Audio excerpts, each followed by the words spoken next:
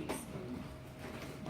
It's always half of that. Sorry. I'm here to three. Happens. I'll take it here.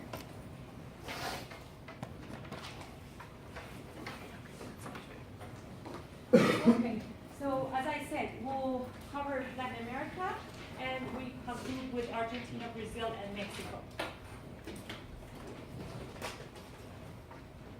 First of all, we know about a little bit about Latin America because we talked about mercantilism, right? In India, especially, which was the crown, the jewel in the crown of Great Britain, British Empire, which was India. The same thing applies to Latin America.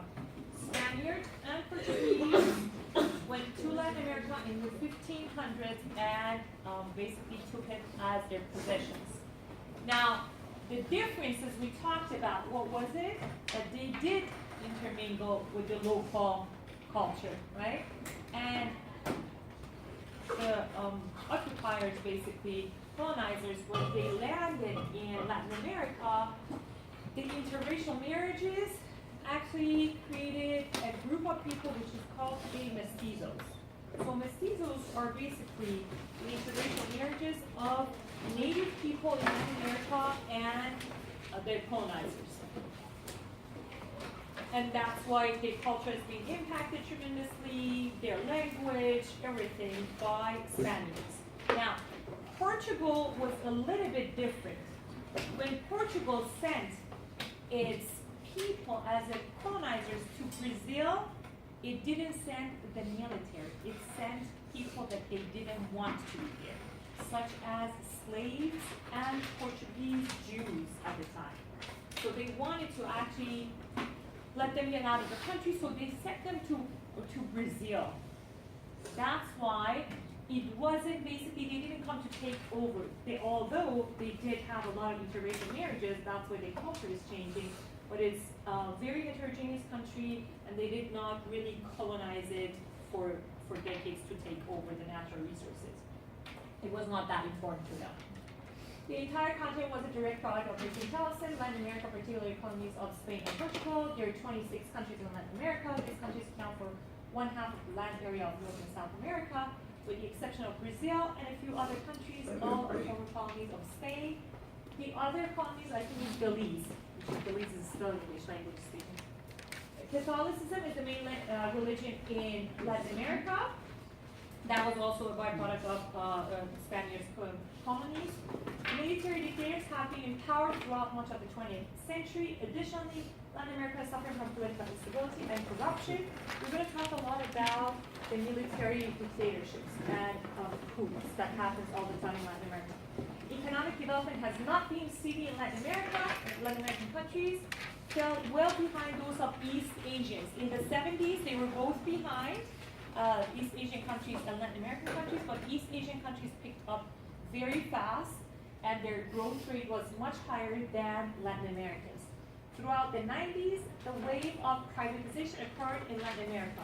Argentina, Chile, Brazil, and Mexico, because the oil prices in the 70s went up. So because of that, Mexico started borrowing a lot. When we say went up, it went actually up to $35 per gallon, which is right now, it's like, I don't know how much it is. It's about, it went up to 135 a couple years ago. So comparing to right now, it was not up. But in 70s, compared to what it went up.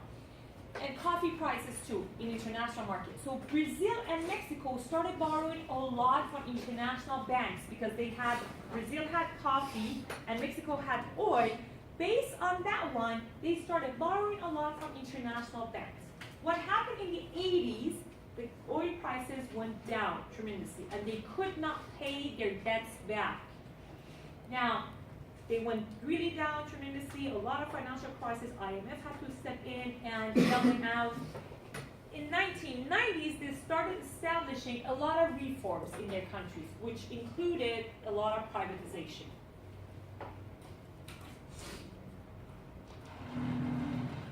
Spain had a greater cultural impact, as we talked about it, rather than England or Holland. Spanish became common language and Catholicism.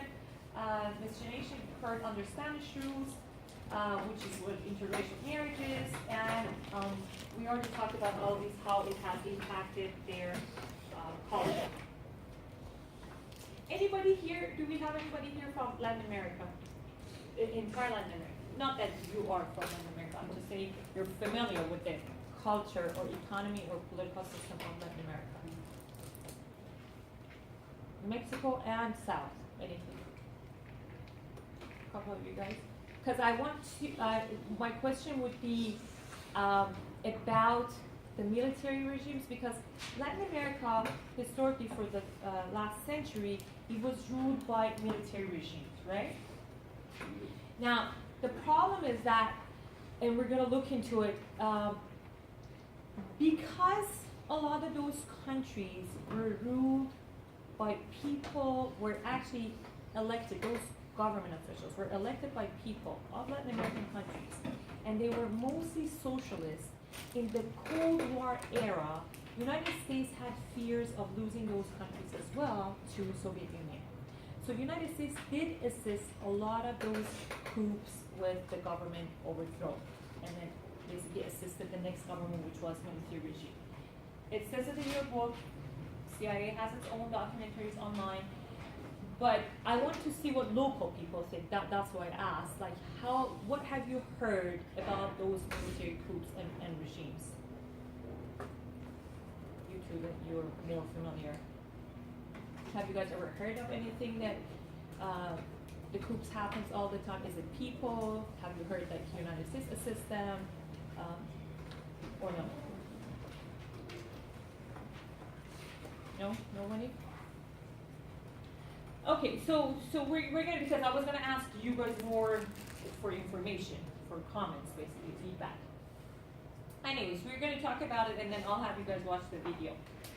In the 1980s, a decade that Latin American countries would like to forget, as I said, because oil prices went down, they borrowed a lot in 1970s because oil prices went up, in 1980s, oil prices went down, so they owed a lot of money to international banks. This is exactly what I said, coffee and oil, that they borrowed a lot because natural resources prices in international market went up. They borrowed a lot from international banks, and unfortunately the prices went down. They couldn't sell it to pay their debts back.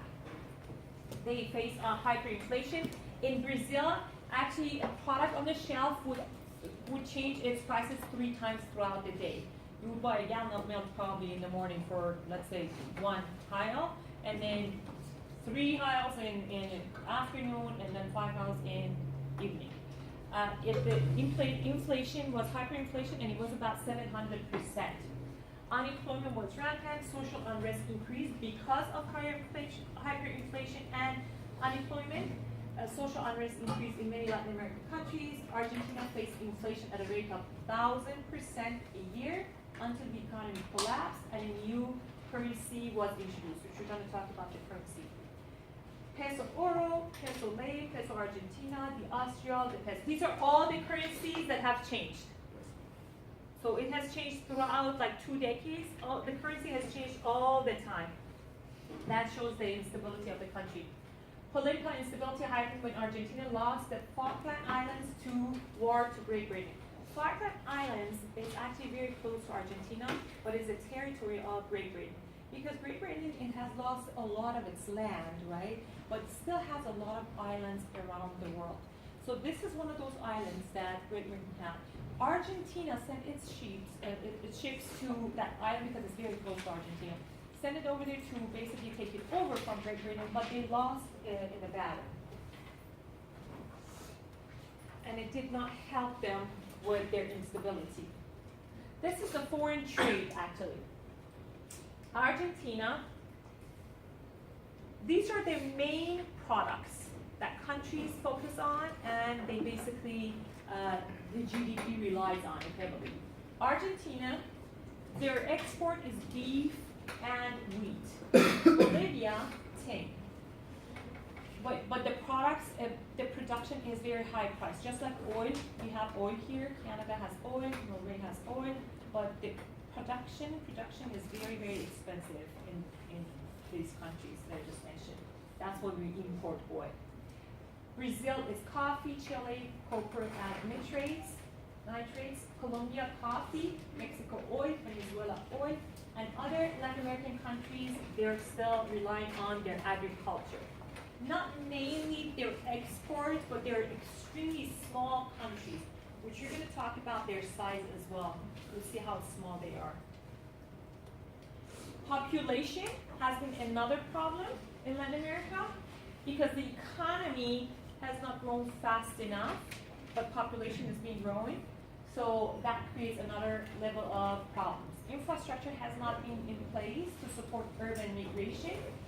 Unemployment has been a major issue. And United States, for comparison purposes only, I put this one here so you can see. In United States, population growth is 0.7% and economic growth 2.3. Now look here, Brazil is by far the largest, and then Mexico, and their economy too. Brazil is by far the largest, and then it's Mexico. And the rest of them are very small. Chile is most advanced in entire Latin America. Argentina and Chile are big too. Now population growth, you will see your population growth and their economic growth. Now economic growth between 2 to 4% is a healthy economic growth for developed countries. If the country is very small and very undeveloped, the underdeveloped, 2 to 4% is basically nothing for them. They really need much more than that. And the smaller the country is, it shows the rate of growth higher. For example, Paraguay, it's only 6 million, it shows 6.2. The reason is because, for example, think about China, how big it is. They cannot have like 100% growth at once, right? If they're too huge for that. Just like United States. But sometimes African countries, when they have war or they have problems, it shows in 1 year they have like 60% growth. It cannot keep up with that, but in 1 year, if they didn't have any growth the year before, they might jump. But that's for small countries. Now look here, Venezuela, minus 13.20. That's a disaster, which they're facing right now, unfortunately. Foreign debt, this is again talking about what happened in Latin America, Mexico, and Brazil borrowed a lot of money. Now, how IMF decided to help them? IMF developed 2 plans to help economies of the Latin American countries, particularly Mexico and Brazil. The Baker Plan of 1985 involved the use of IMF loans to foster economic growth. But the Baker Plan did not go very well, so the implemented Bradley Plan was designed to ease the debt burden of the Latin American countries. The first one didn't go very well, so they formed the second plan to aid, basically, IMF, International Monetary Fund, to aid Latin American countries.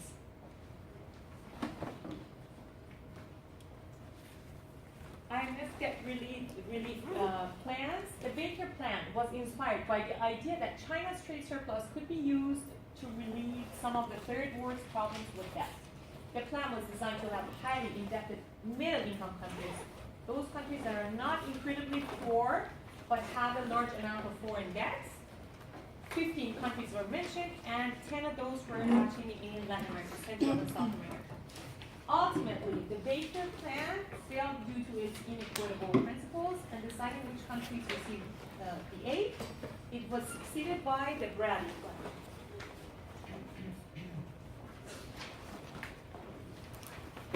Political instability. Now, this is the part that I said that coup and coup d'etats in Latin America.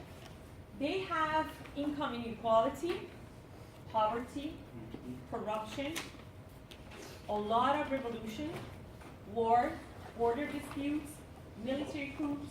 These are a couple of examples of military coups. Venezuela, Brazil, Peru, Mexico, El Salvador, Guatemala. Now, let me show you guys this video. There are a lot of videos about CIA, and I've watched one myself. It's a very long one, which is CIA retired director of the retired director of CIA speaks about it, and he basically says that we have done that. We literally paid about $500 to $1,000. The previous government of Grenada said that they were on the governments of Nicaragua and the previous government of Grenada said that they were not communist, they were socialist, Marxist. How do you relate to that? I agree with that. You know what they said, what the government of Grenada said, under Maurice Bishop, is that they wanted to forge their own way. And they were overthrown by the United States government. In Nicaragua, you have a government which has came to power, and I believe has tried to do the right things for its people in terms of healthcare, land reform, education. If you trace the history of the United States vis-a-vis Latin America and Central America, there has never been a time when a country made a revolution for the poor people where it was not overthrown by the CIA or the United States government or the Marines. Salvador Allende was democratically elected by the people of Chile. He made the mistake of believing that his job as president of that country was to represent the people of Chile. And he did his best, and he was overthrown by the CIA. So the interesting question is, why does the United States government think, whether it's Nicaragua or any other country in Latin or Central America, that it has the right to overthrow those governments? And again, CIA does have its own documentary, but that's very long, 2 hours. And when you're looking for that CIA documentary, if you're looking for it, you shouldn't type Latin America, because it just says CIA reveals its involvement around the world. And it's 2 hours, but one part of it, particularly because it talks about different parts that what they did, but one part of it belongs to Latin America.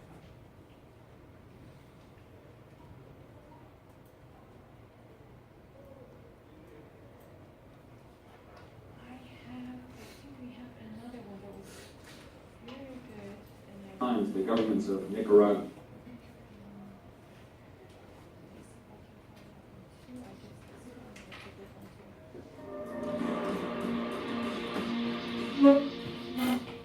It's the Real News Network. I'm Greg Wilbur, coming to you from Quito, Ecuador.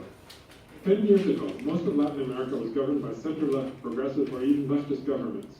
For example, Cristina Fernández in Argentina, Evo Morales in Bolivia, Rafael Correa in Ecuador, Fernando Lugo in Paraguay, Daniel Ortega in Nicaragua, Manuel Zelaya in Honduras, and Lula da Silva in Brazil, just as an example. And Hugo Chavez, of course, in Venezuela.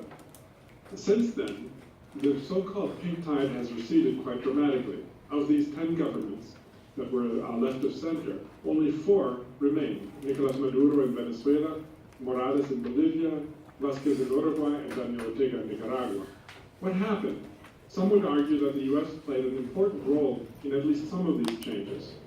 Joining me to explore the role of the US in Latin America is Mark Westbrook. Mark is the co-director of the Center for Economic and Policy Research and is the author of the book, Phil, What the Experts Got Wrong About the Global Economy. He's also the president of the organization Just Foreign Policy. Thanks for being here again, Mark. Thanks, Greg. Thanks for having me. So before we get into the role of the US in Latin America, it's useful maybe to take a quick look at the impact that the leftist or center-left governments had on Latin America.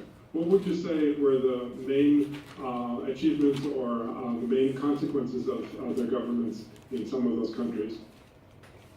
Well, if you look at the region as a whole, the poverty rate dropped from 44 to 28%. That was from around 2003 to 2013. And that was after the 2 decades prior where poverty had actually increased. There was no progress at all. So that was a huge change, and it was accomplished in different countries in different ways. You know, there inequality. For example, countries that I thought it should, for example, like India or Pakistan, Afghanistan, they're more equal on the map, it shows, than the United States.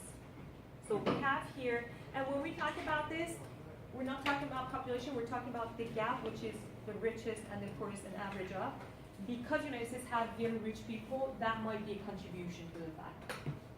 Now, you see Gini coefficient, the highest income inequality is from Bolivia, starting from Bolivia, all the way, the least one is in Nicaragua. But they're all parts of, if you see it, it starts basically from here all the way to, so all unequal, all of them.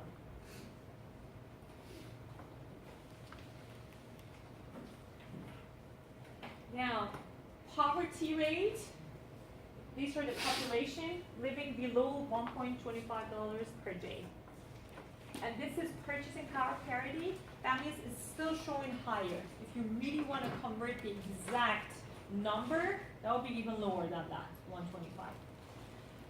16% of Bolivia lives in $1.25 per day, which is the highest one. And it goes, no, I'm sorry, I think Honduras is the highest one. Honduras is the highest one, Bolivia, Venezuela, and the lowest ones is probably Mexico and Uruguay among them. The rest of them, yeah, the population of poor people is huge. Nicaragua is the poorest country in Central and South America. Bolivia is the poorest country in South America. However, Haiti is the poorest among all Latin American countries.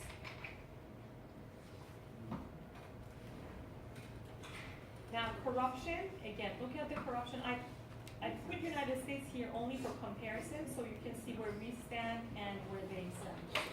The United States, this is corruption, which you can go to Transparency International, and you can see how corrupt the countries are. Corruption, actually, the data is collected from 3 different sources. One is just like general citizens of the country, the other one is corporations, and then the third entity is government. This is just a nonprofit organization, non-governmental, that they collect data. And some of the questions is basically throughout the last year, how many times you had to pay to a government official to basically get your way in. Couldn't be necessary, not necessarily it's in basically public office, could be as low as getting your driver's license, for example. If you don't want to go, if your driver's license is taken away from you, you just pay them and they give it back to you. United States ranks, the higher score it is, the more transparent and least corrupt.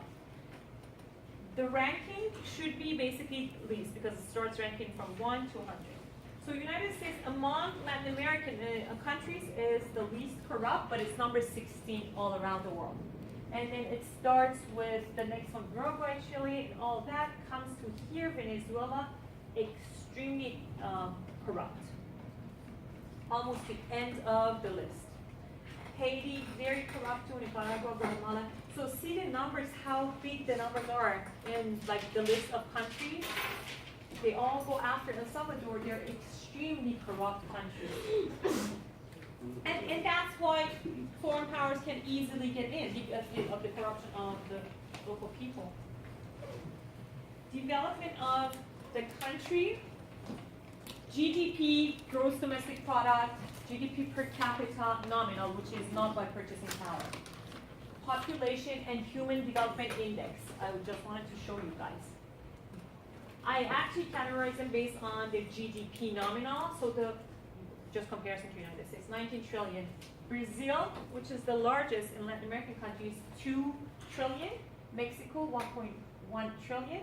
Argentina, and then it goes to the largest, but after these 3 strong ones, Argentina 637 million. And look at here,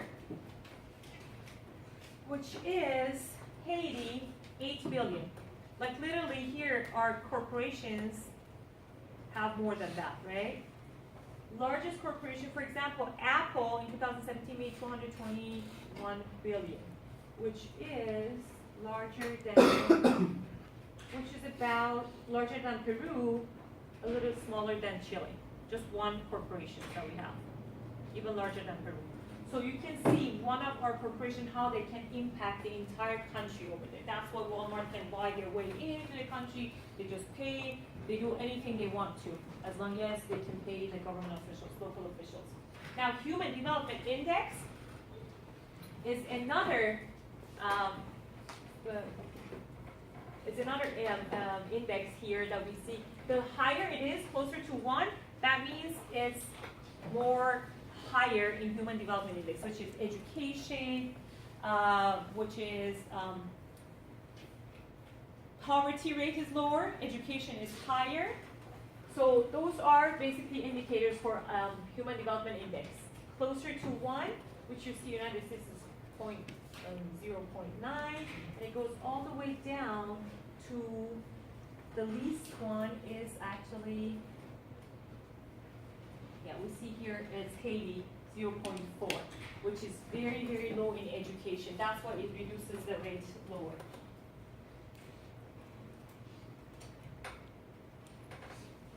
Now, this one shows very high human development in Latin America, Chile, Argentina, and Uruguay. High are these countries. Medium human development are the Central American countries, except Bolivia. And low is Haiti. It's education, life expectancy, and income.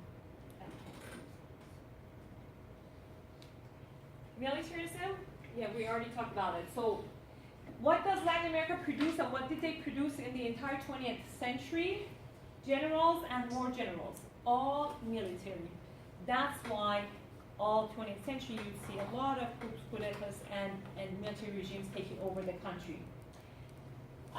Examples, the 4 big countries that have been ruled by military regimes are Argentina, Chile, Mexico, and Nicaragua is one of the smallest. The military coups overthrown has been, this is from your book, with the tacit agreement of the United States. Now, Argentina. Currently, actually, Argentina is doing pretty good.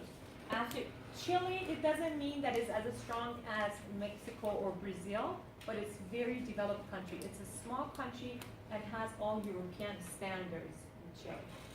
You don't see a lot of Chileans here in the United States as far as immigrants. It's because the country is good enough and they provide enough jobs, unemployment rate is lower. Argentina is next one, which has high standards. In 45, throughout the years of 45 to 55, Juan Perón and his wife Evita destroyed the entire Argentine economy.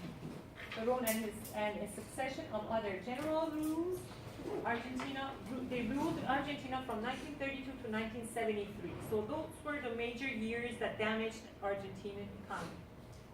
1980s, it was a disastrous time for Argentina because its GDP fell. Real GDP per capita reduced dramatically, hyperinflation, as well as large foreign debt was a major problem for Argentina. Now, all of Latin American countries, it had a contagion effect. In 80s, their economy went down, and in 90s picked up because it's in 90s they opened up their market. All of them did the same thing. What they did, they opened up the market to foreign investors, privatized a lot of industries that used to be state-owned, and they reduced tariff barriers. For example, if you import products, they wouldn't charge a lot. So, which was attractive to foreign investors. That really helped the entire Latin American nations to start growing their economy. The other fact that was beneficial for Argentina, Brazil, Paraguay, and Uruguay, was signing the Mercosur, which is a customs union agreement. Mercosur basically says, it's an agreement between these 4 countries, Argentina, Brazil, Paraguay, and Uruguay. They're removing all their trade barriers. No tariff, no quota, and the movement of products and people could be done freely. That's what it's called, customs union. It really helped them because the 4 countries work together. Now, for example, they agreed to bring, Argentina offers them beef, agriculture comes from Paraguay, Uruguay, Brazil offers them coffee. That's how basically they work with each other with no trade barriers at all. Brazil, as I said in the beginning, Brazil did not maintain strict control over its Portugal did not maintain strict control over its Latin American possession. Brazil was primarily colonized by slaves and Portuguese Jews. Brazil in the 1990s, it reduced much of the state intervention, just like privatization, banks and other industries. It developed a free economy open to the world market to attract foreign investors and reduce tariffs. But poverty still is a major problem in Brazil, as we know the favelas.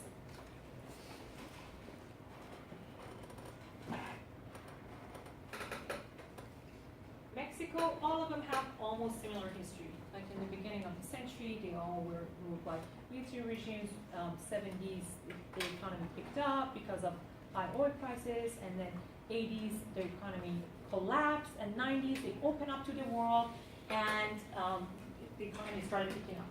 Mexico was conquered in 1519 by Hernan Cortez. Its gold and silver reserve made it Spain's most important colonial possession.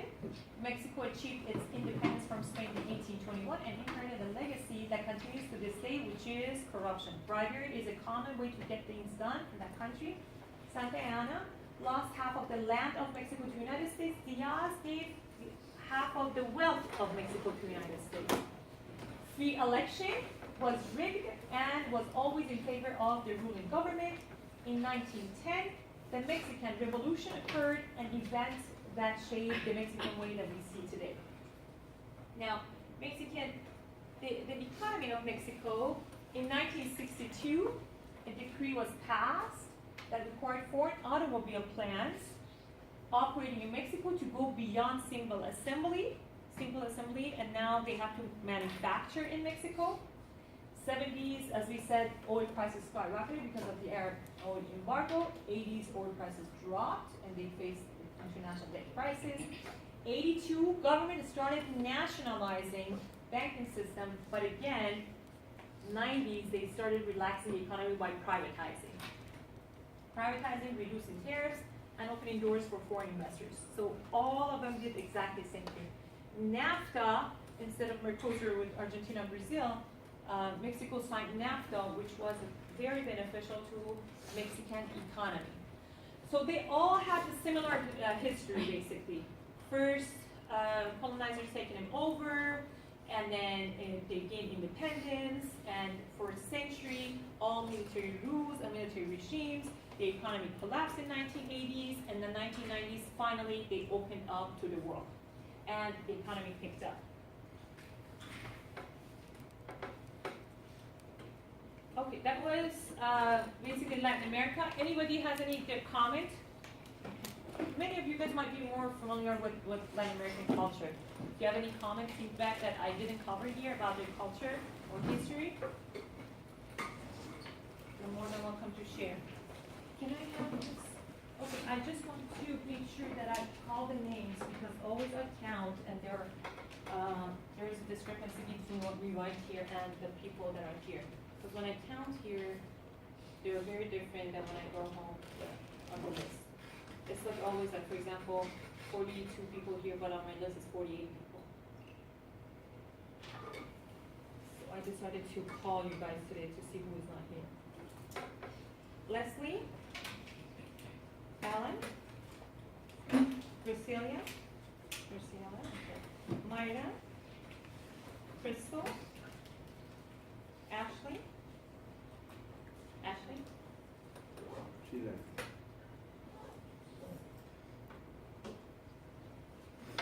Garrett Larks, Vanessa, Julia,